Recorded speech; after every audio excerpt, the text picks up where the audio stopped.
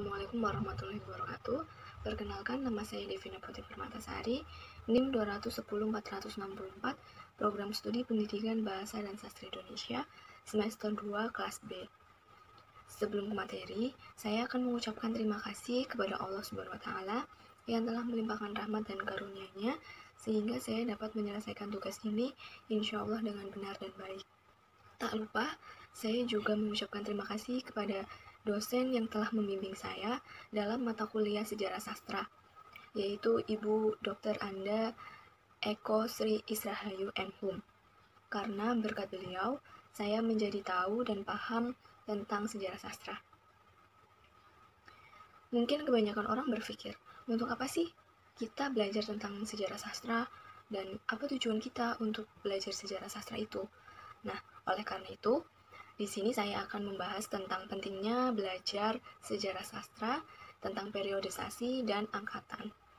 Sebelum kita membahas lebih jauh tentang sejarah sastra, akan lebih baiknya apabila kita mengetahui apa itu sejarah sastra.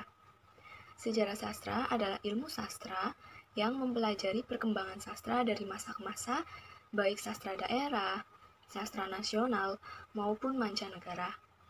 Pentingnya belajar sejarah sastra. Dengan belajar sejarah sastra, kita akan lebih paham tentang sejarah sastra sebagai rekonstruksi masa lalu, sejarah sastra sebagai catatan pengaruh karya sastra pada pembaca, dan sejarah sastra sebagai ilmu bantu bagi pemaknaan sastra. Selain itu, sejarah sastra dapat digunakan untuk penelitian sastra secara khusus dan budaya secara umum. Dengan sejarah sastra, kita juga dapat mengetahui persoalan-persoalan yang timbul dalam kasus sastraan selama ini.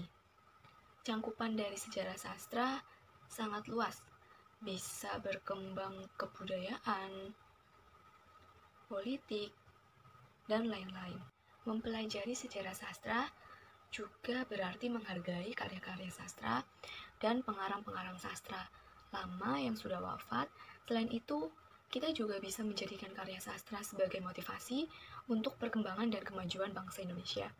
Untuk mengenal dan bisa memahami sebuah sastra, kita akan lebih mudah ketika kita juga telah belajar atau memahami sejarah sastra terlebih dahulu.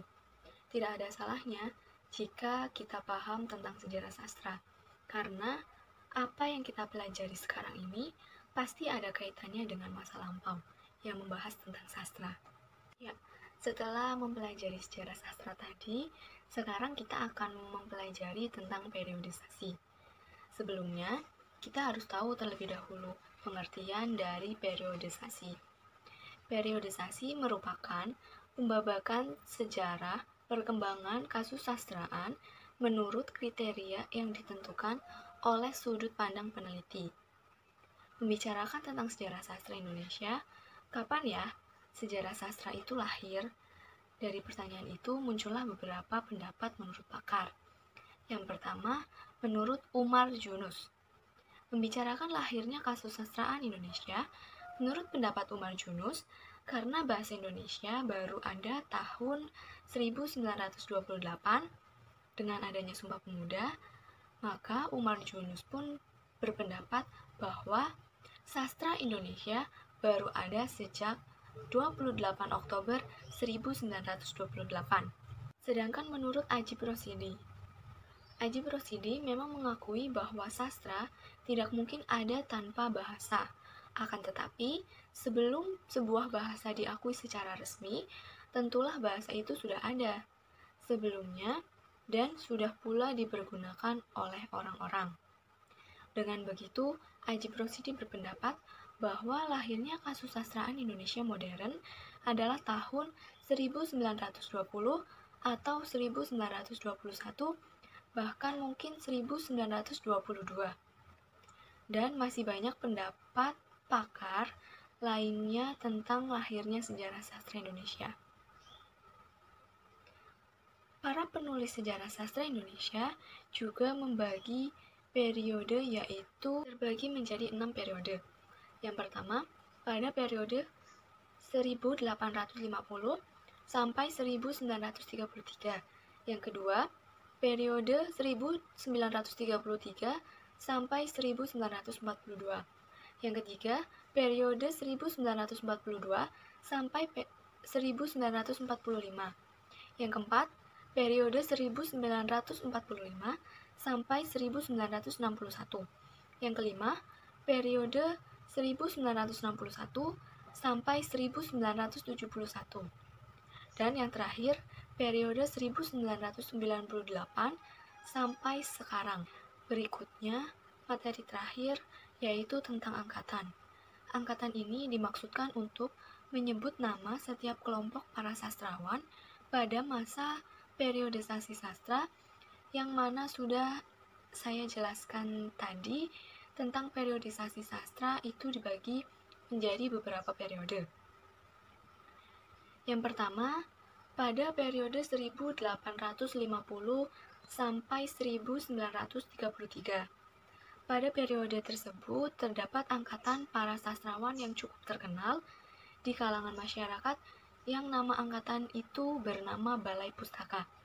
Angkatan ini berawal dari sebuah lembaga kebudayaan milik pemerintah kolonial Belanda bernama Volkslectuur atau Balai Pustaka.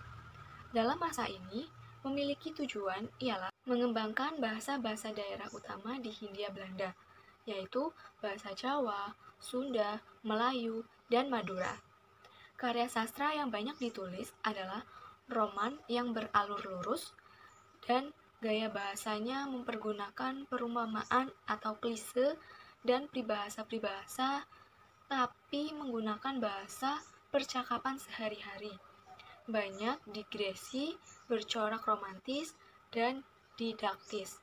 Termasuk dalam periode ini, antara lain sastrawan Rusli dengan bukunya Siti Nurbaya, Abbas St.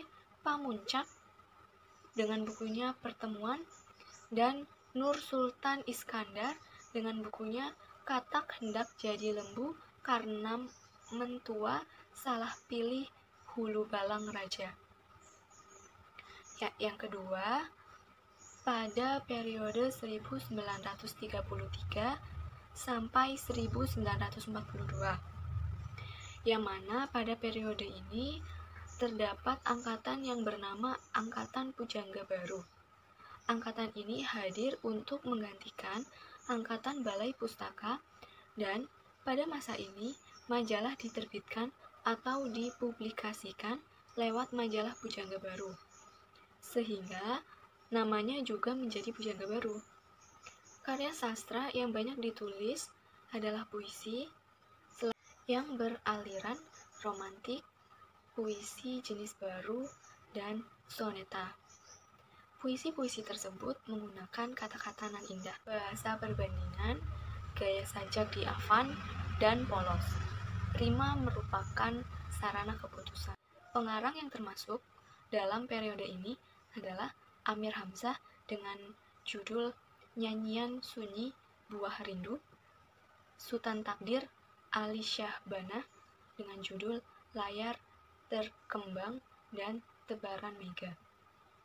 Dan yang terakhir yaitu pada periode 1942 sampai 1945, yang mana pada periode ini terkenal dengan Angkatan 45 yang berlatar belakang atau terbentuk karena perubahan politik yang sangat mendadak pada masa pendudukan Jepang, menjadi awal kelahiran karya sastra Angkatan 45.